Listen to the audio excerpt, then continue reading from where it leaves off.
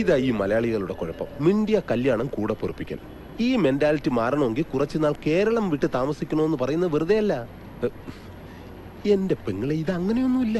ഞാനും അവളും കൂടി ഉള്ളൊരു അഡ്ജസ്റ്റ്മെന്റ്, അത്രേ ഉള്ളൂ. ഒരു പെണ്ണിന്റെ ജീവിതം വെച്ചിട്ട് ഉസ്മാൻ കളിക്കുന്നതെന്ന് ഓർക്കണം. നിനക്ക് നാട്ടിലെ ഭാര്യ മക്കളൊക്കെ ഇല്ലേ ഉസ്മാനെ? അത് നാട്ടിലല്ലേ, പക്ഷെ എന്റെ ഇവിടുത്തെ കാര്യങ്ങൾ എങ്ങനെ നടക്കും? ഈ കണ്ണും ചെവി എന്നൊക്കെ പറയുന്നത് കാണാതിരിക്കാനും കേൾക്കാതിരിക്കാനും കൂടിയിട്ടാണ് പെങ്ങളെ. നമുക്ക് വേണ്ടാത്ത കാര്യങ്ങൾ കാണണ്ട, കേൾക്കണ്ട. എന്തേ? പെങ്ങളുടെ കഴിഞ്ഞ മാസത്തെ ശമ്പളം സ്പോൺസർ എന്നെ ഏൽപ്പിച്ചതാ. 600 റിയാലുണ്ട്. 600 റിയാലോ? പോരുമ്പോ പറഞ്ഞത് 800 റിയാലാ. 200 റിയാല് എന്റെ കമ്മീഷൻ. ഇടയ്ക്ക് എന്റെ മുറിയിലേക്ക് വന്നു പോകുന്നതിന് ഞാൻ ആ പെണ്ണിന് കുറച്ച് കാശ് കൊടുക്കാറുണ്ട്. കൂലിയായിട്ടൊന്നും അല്ല കേട്ടോ, ഒരു സ്നേഹം. ആ കാശ് ഇങ്ങനെയൊക്കെയല്ലേ അഡ്ജസ്റ്റ് ചെയ്യാൻ പറ്റൂ. നാട്ടില് ഭാര്യ മക്കളും ഉള്ളതല്ലേ, അവർക്ക് അയക്കുന്നതിൽ കുറവ് വരാൻ പാടില്ലല്ലോ. അപ്പൊ ഈ കാശ് ഞാൻ പെങ്ങളുടെ വീട്ടിലേക്ക് അയച്ചേക്കണേ.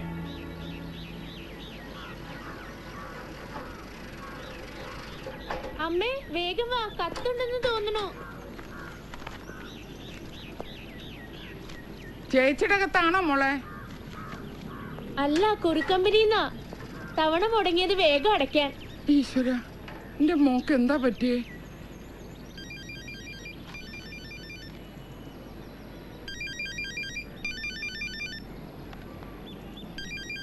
അമ്മേ, വേഗം വന്ന് പുറത്തുനിന്നുള്ള നമ്പറാ.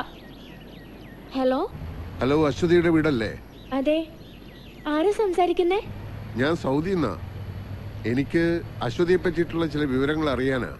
സൗദിന്നാ? ഹലോ, ആരാ സംസാരിക്കുന്നേ? എന്റെ മോൾ എവിടെയാ? അവളെന്താ വിളിക്കാത്ത? അശ്വതിയുടെ അമ്മയല്ലേ? അശ്വതി നാട്ടിലോട്ട് അവസാനമായി വിളിച്ചത് എപ്പോഴായിരുന്നു? അയ്യോ, അവക്ക് എന്താ പറ്റിയത്? എന്റെ മോടെ ശബ്ദം കേട്ടിട്ട് ഇപ്പൊ മാസം 5 ആഴ്ചയിൽ ഒരിക്കൽ ഇവിടേക്കും അവിടെ ഭർത്താവിന്റെ വീട്ടിലേക്കും ഉടങ്ങാതെ വിളിച്ചോണ്ടിരുന്ന കുട്ടിയെ 2 മാസം കൃത്യമായിട്ട് പൈസ അയച്ചോണ്ടിരുന്നു. ഇപ്പൊ വിളിയുമില്ല, കത്തുമില്ല. അവളുടെ നമ്പറിലേക്ക് വിളിച്ചിട്ട് കിട്ടുന്നുമില്ല. എന്താ എന്റെ മോക്ക് പറ്റിയേ? ആരാ നിങ്ങള്? ഞങ്ങൾക്ക് അവിടെ കാശും പണം ഒന്നും വേണ്ട. ജീവനോട് അവളെ ഒന്ന് കണ്ടാൽ മാത്രം മതി.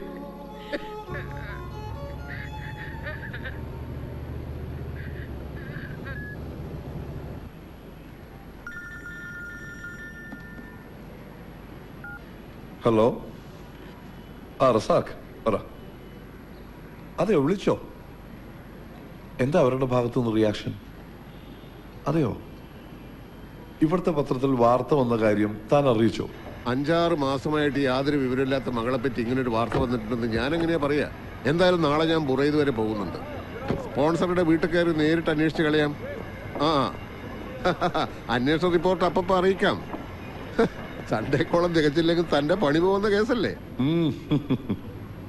റസാഖെ, 3 കോളം 4 സെന്റിമീറ്റർ തേക്കാൻ പറ്റിയ ഒരു വാർത്ത കൂടി കിട്ടുമോ? വിചാരിച്ച പരസ്യം വന്നില്ല. ഞാനൊരു ചാന്ത് ഭാഷയെ പറ്റി പറഞ്ഞില്ലേ, അത് കൊടുത്തോളൂ. അതൊക്കെ ഒരു വാർത്തയാണോടൂ? പത്രക്കാർക്ക് പോലും നിങ്ങളുടെ ചാന്ത് ഭാഷ ഒരു വാർത്തയല്ല. അയാളെ ഞാൻ ആശുപത്രി കൊണ്ടുപോയി തിരിച്ചുകൊണ്ടുവന്നു. ഇനി ഞാനെന്ത് ചെയ്യാനാ? അയാളെ ഇനി ക്യാമ്പിൽ നിർത്താൻ പറ്റില്ല. നാട്ടിലേക്ക് വിളിച്ചപ്പോ തിരിച്ചയക്കണമെന്ന് അയാളുടെ ഭാര്യ പോലും പറഞ്ഞിരിക്കുന്നത്. അതെന്താ? കണ്ടോ, ഇയാൾ ഒരുപാട് തിന്നും. 4 പണിക്കാർ കഴിക്കണ ഭക്ഷണം ഇയാൾ ഒരു നേരം ഒറ്റയ്ക്ക് കഴിക്കും. ഞങ്ങളും അടുത്ത് ഉപ്പും മുളകും കൂട്ടി വായിക്ക് പിടിക്കുന്ന എന്തെങ്കിലും തിന്നാൻ കിട്ടുമോ? ഇതൊരുമാതിരി തവിട് തിന്നുന്ന പോലുണ്ട്. അത് ശരി, ഇന്നിവിടെ ആക്കി ഒറ്റ പോക്കായിരുന്നല്ലേ? ഒരു ബിരിയാണി വേണമെന്ന് പറഞ്ഞിട്ട് ദിവസം 3 ഒരുത്തരും തിരിഞ്ഞു നോക്കാനില്ല. ദൈവം ഒരു കാര്യം പറഞ്ഞേക്കാം, വായിക്കും വരണം പിടിച്ച് എന്തെങ്കിലും തിന്നാൻ കിട്ടാതെ ഇവിടെ എന്നെ കൊണ്ട് കിട്ടൂല. കുറച്ച് കാശ് കൊടുത്തു വെച്ചാല്. അതെ, വാങ്ങുമ്പോഴേ സിഗരറ്റുള്ളത് കൂടി ചേർത്ത് വാങ്ങണം, മനസ്സിലാണോ? ഈ പ്ലാസ്റ്റർ ഒന്ന് വെട്ടിക്കോട്ടെ ചന്ദ്രഭാഷ. ഡീപ്പോർട്ടേഷനിലെ കാര്യങ്ങൾ അപ്പോഴേക്കും ശരിയാക്കാം. ഏയ്, നാട്ടിൽ പോവാനൊന്നല്ല, ബിരിയാണി കഴിച്ചിട്ട് നീക്കുപോക്ക് ഉണ്ടാക്കിയില്ലേ പോവാവൂ.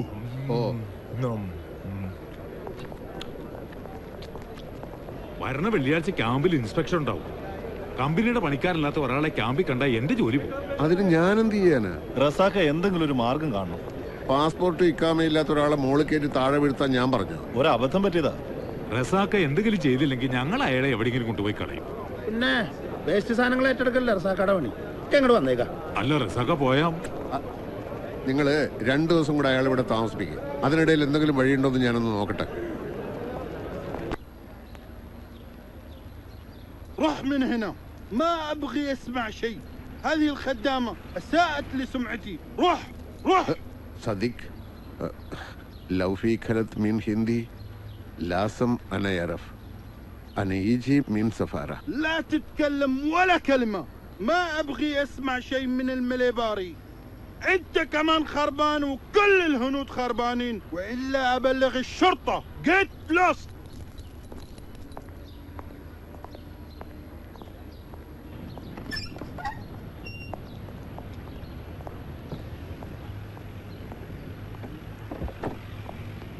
എന്തായി? വല്ല തുമ്പും നടഞ്ഞോ? അറബിയിൽ മുട്ടൻ തെറികളുണ്ടെന്ന് ഇന്നാ മനസ്സിലായത്. പോയത് അങ്ങേരുടെ മുതലല്ലേ, പിന്നെ തെറി പറയാതിരിക്കൂ. ആ അറബിയുടെ പെരുമാറ്റം കാണുമ്പോൾ എന്തോ ഒരു ദുരൂഹതയുണ്ടെന്നാണ് എനിക്ക് തോന്നുന്നത്. ഇവരുമായി ബന്ധപ്പെട്ട ആരെങ്കിലും വഴി അന്വേഷിച്ചാൽ എന്തെങ്കിലും തുമ്പ് കിട്ടും. എന്നിട്ട് എന്നാത്തിനാ? ആ അജിത്ത് മേനോന് പത്രത്തിലിടാൻ ഒരു വാർത്തയും കിട്ടും, റസാക്കാരുടെ പോക്കറ്റിൽ കിടന്ന കുറച്ച് റിയാല് പോയും കിട്ടും.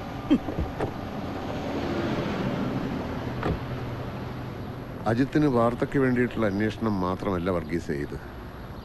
ആ സ്ത്രീ നിരപരാധിയാണെങ്കിലോ എങ്കിൽ ഈ മിസ്സിങ്ങിന് പിന്നിൽ എന്തെങ്കിലും കൂടി കാരണം കാണും.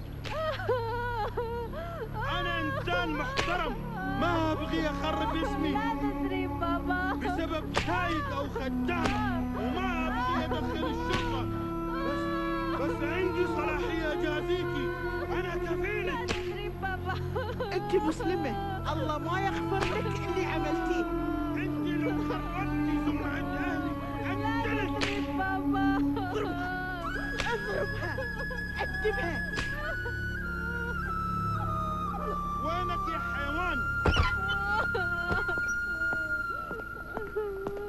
انا اترك عشان انت معنا من 10 سنين. ايوه ما ابغي اشوفك هنا ثاني. روح من هنا ولا اسلمك للشرطه. روح.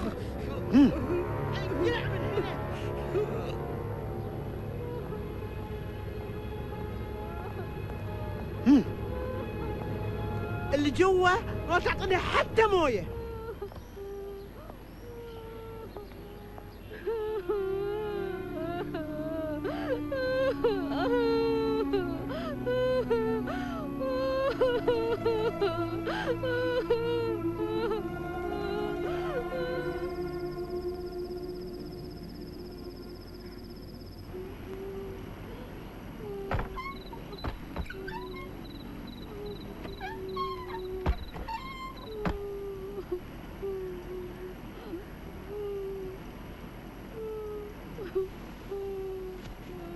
ഫാത്തിമ,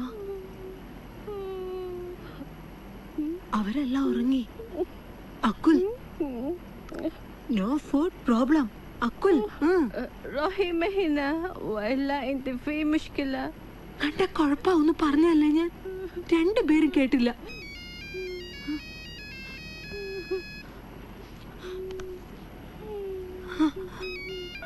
ഹലോ ഉസ്മാൻ. ഹലോ പെങ്ങളെ, എനിക്കൊരു അബദ്ധം പറ്റി. അതിന് കിട്ടുകയും ചെയ്തു. ഇപ്പൊ ആ പാവം പെണ്ണിന്റെ കാര്യം ഓർത്തിട്ടാ. അവൾ അവിടെ ഇട്ട് കൊന്നുകളയും.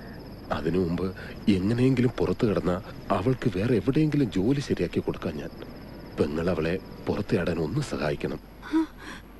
ചാടാനോ? അവരെങ്ങാനും അറിഞ്ഞ? ഇപ്പൊ ചാടിയാൽ ആരും അറിയില്ല. ഞാനിപ്പോ വീടിന് പുറകിലുണ്ട്. പ്ലീസ് പെങ്ങളെ, ഒന്ന് സഹായിക്കണം. നിങ്ങളുടെ മുറിയിലെ AC മാറ്റിയ ഹോള് കാർബോർഡ് വച്ച അടച്ചിരിക്കുന്നത്. അത് തുറന്ന് പുറത്തേക്ക് കടന്ന വീടിന്റെ പുറകിലെത്താം. ഞാൻ ആ ഭാഗത്തുണ്ട്. ഫാത്തിമയ്ക്കൊന്ന് കൊടുക്കോ? ഞാൻ പറഞ്ഞ് മനസ്സിലാക്കിക്കോളാം. هلو عثمان.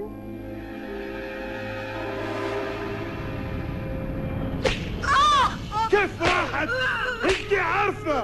قولي قولي. انت عارفة قولي اتكلمي. ما ادري ليش عثمان اتصل امس بالليل؟ ما تحتاجين الجوال. انزل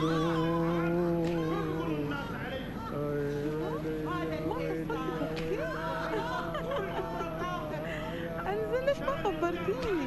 كنت بطرش الدراوين والله. خلاص اوكي، يلا لا تتأخري.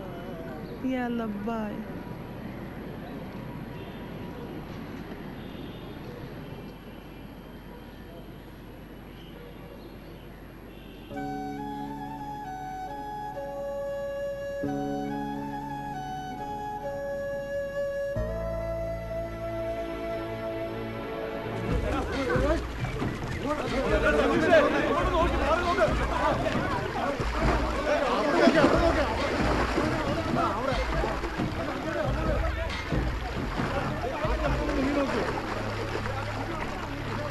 ആരാ മുങ്ങിയത്? നമ്മുടെ കൈതക്കലെ രാധാകൃഷ്ണനാണ്. പുഴയിൽ കുളിക്കാനിറങ്ങിയ കുട്ടികൾ മുങ്ങി താഴണ്ടപ്പോ രക്ഷിക്കാനെടുത്ത് ചാടിയതാ. രണ്ടാളെ രക്ഷിച്ച് കരക്കെത്തിക്കുന്നതിനിടയില് രാധാകൃഷ്ണൻ മുങ്ങിത്താണു. പിന്നെ പൊന്തിയിട്ടില്ല. നല്ല അടിയൊഴുക്കുള്ള സമയമാണേ.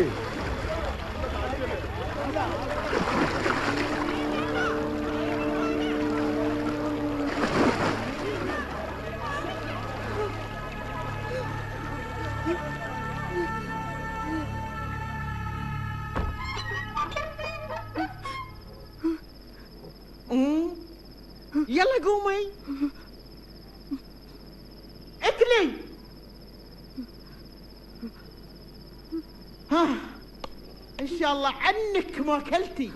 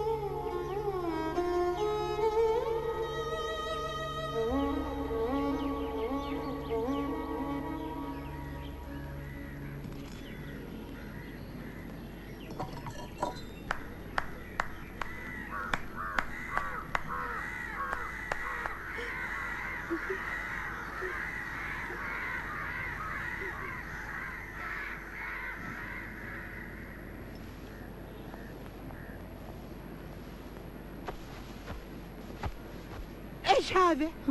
انت ما تعرفين تقوين؟ يلا اكوي قدامي. اوف الظاهر هذه ما تبغى تتعلم، لكن انا اللي بعلمك. ഈ ഗദ്ദാമയുടെ ജോലി എന്ന് വെച്ചാൽ അത്ര വലിയ ബുദ്ധിമുട്ടൊന്നുമില്ല. അറബികളുടെ വീടുകളല്ലേ, എല്ലാ പണിക്കും മെഷീൻ ഉണ്ടാവും. പിന്നെ ഓൺ ചെയ്യാനോ ഓഫ് ചെയ്യാനോ ഒരാളായിട്ട് നിന്ന് കൊടുക്കണമെന്ന് മാത്രം. അന്ന് രാധാകൃഷ്ണേട്ടന് വിസ ശരിയാക്കാന്ന് പറഞ്ഞ ഉസ്മാനായി കാര്യം പറഞ്ഞത്. അയാള് ഡ്രൈവറായിട്ട് ജോലിക്ക് നിൽക്കുന്ന വീട്ടിലേക്ക് അത്രേ. എല്ലാ ചെലവും കഴിഞ്ഞിട്ട് 800 റിയാൽ ശമ്പളം കിട്ടുമെന്നാ പറയണത്. 800 റിയാൽ എന്ന് പറഞ്ഞാൽ നമ്മുടെ ഇവിടുത്തെ ഒരു 10,000-10,000 രൂപകളുണ്ടാവും. സമ്മതാച്ചാ എത്രയും പെട്ടെന്ന് വിസ അയച്ചു തരാന്ന്. വേണ്ട സുധീർ, അന്യരാജ്യത്തെ ഏതോ വീട്ടിലെ ഏച്ചിൽ വരാൻ ഞാൻ അവളെ അയക്കണില്ല. എന്റെ മോനത് പൊറുക്കില്ല.